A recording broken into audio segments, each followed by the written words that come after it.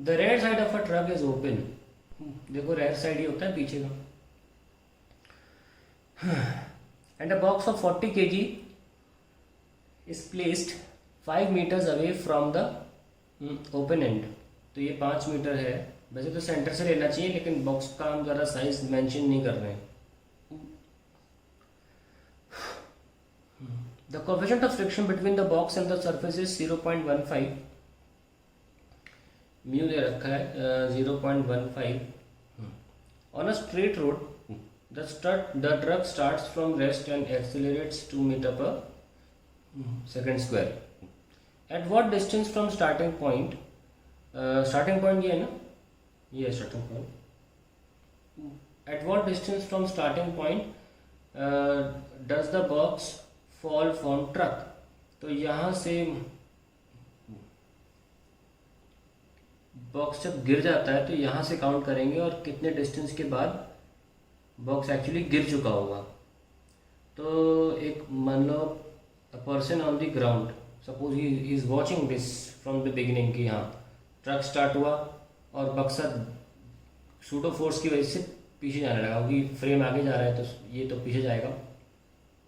हालांकि पहले में चेक करेंगे कि पिछले क्वेश्चन में देखा था कि फोर्स जो था वो कम पड़ गया था फ्रिक्शन से, तो बॉक्स मूव ही नहीं किया। हमें चेक करना होगा पहले कि ये फोर्स जो लग रहा है ये 2 और इनटू हम करेंगे अभी इसको 40 से मल्टीप्लाई। 40 kg है ना इसका मास 40। तो अगर वो फ्रिक्शन से कम हो गया भाई अप्लाइड तो बॉक्स मूव ही नहीं करेगा, तो क्वेश्चन वहीं खत्म हो जाएगा। तो ये बंदा जो है इसने सडनली t=0 टाइम पर फिसलना देखा कि स्टार्ट में फिसलना चालू हो गया, तो यहाँ से कितनी डिस्टेंस आगे ये गिर जाएगा। सवाल ये है, क्या पूछा है, at what distance from the starting point, ठीक है, starting point does the box fall from truck. ठीक है।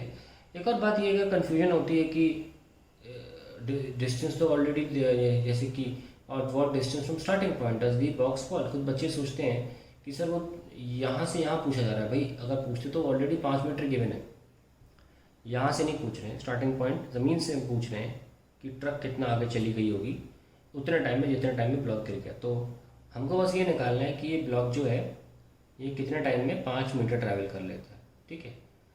तो अगर हम इस ऑब्जर्वर की नज़र से देखेंगे थोड़ा मुश्किल हो जाएंगी चीज़ें, क्योंकि फिर हमें ब्लॉक थोड़ा आगे जाता भी दिखेगा, पीछे भी जा रहा होगा। तो इसीलिए हम इस क्वेश्चन को फ्रेम पे बैठ के देखते हैं। ऐसा करने से क्या होगा, अब ट्रक का मोशन हमारे लिए मायने नहीं रखता, हमें सिर्फ कौन सा मोशन देखेगा, बॉक्स का पीछे जाता हुआ।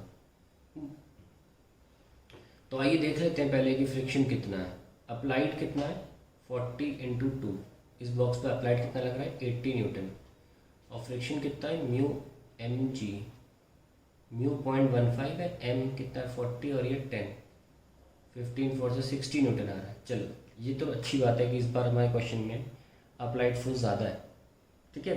तो यानी कि जो ट्रक है वो इस बॉक्से के नीचे से निकल जाएगी, क्योंकि ऑब्वियसली ट्रक है वो ज़्यादा फोर्स से निकल रही है, ऐसे ना ज़्यादा एक्सेलरेशन से है, और फ्रिक्शन जो है कम पड़ गया है उसको इंटैक्ट रखवाने में ट्रक के साथ। तो फ्रिक्शन कमज़ोर पड़ गया इस बार बॉक्स को ट्रक से जोड़ के रखने में, तो ट्रक निकल जाएगी थोड़ी नीचे से और बॉक्स वहीं रह जाएगा।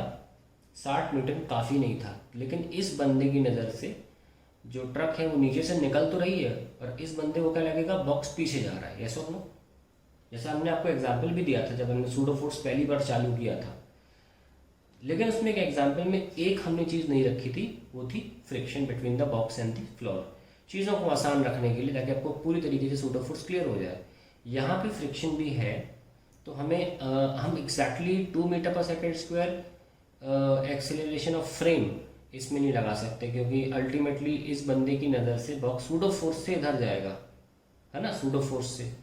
तो हम सूडो फोर्स से जब इधर भेजेंगे तो 2 नहीं लगा सकते, क्योंकि फ्रिक्शन भी लग रहा है।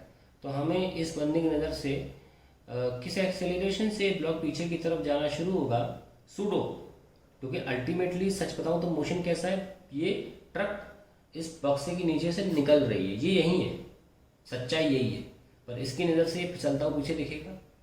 तो वो इस बार फ्रेम का एक्सेलरेशन बराबर नहीं होगा, क्योंकि there is some friction also. ठीक है। So let's find that acceleration, that is F net upon mass. F net कितना है भाई, अप्लाइड इधर और फ्रिक्शन, क्योंकि इसकी टेंडेंसी आगे जाने की थी पर फ्रिक्शन पीछे लग गया, तो यानी कि 80 माइनस 60 अपॉन मास कितना भी 40, तो दिस इज 20/40, 0.5। मैं यूनिट नहीं लिख रहा हूँ क्योंकि जगह नहीं है, गंदा हो जाएगा। 0.5 मीटर पर सेकेंड स्क्वायर, नीचे लिख लो, मीटर पर सेकेंड स्क्वायर हमारी एक्सेलरेशन आ जाती है, जो कि हम इस बंदे की नज़र से इस ब्लॉक पे लगाएंगे और फाइनली ये निकाल लेंगे कि 5 मीटर कितने टाइम में ट्रैवल होता है। हाफ AT स्क्वायर, इनिशियल 0 थी ना स्पीड, ठीक है। तो निकालते हैं half into 0.5 into T square, और ये 5 है, चलो अच्छा है, एस भी 5 की तरह लग रहा है, चलो कोई बात नहीं। T square is equals to 5, तो ये यहाँ देखो 55 10 सा, सो टी स्क्वायर की वैल्यू कितनी आ गई 20, और टी कितना आ गया 2√5। अब देखो अल्टीमेटली टी स्क्वायर यूज़ होगा, 2√5 तो लिख दिया मैंने ऐसी, तो द डिस्टेंस, तो हम फाइनली अपने आंसर पे आ गए, the distance travelled bye truck, the distance travelled bye truck in 2√5 seconds, यही तो निकालना था, हाफ AT स्क्वायर। ट्रक का एक्सेलरेशन कितना है 2, और टी स्क्वायर कितना था 20, तो आई गेट 20 मीटर। आप सब दिख रहा है, यस, तो 20 metre is the final answer. It's a very good question, amazing question it is for on pseudo force. तो आप देख सकते हैं सूडो फोर्स से बहुत क्वेश्चन दे रखे हैं हमारी किताब में, NCERT में।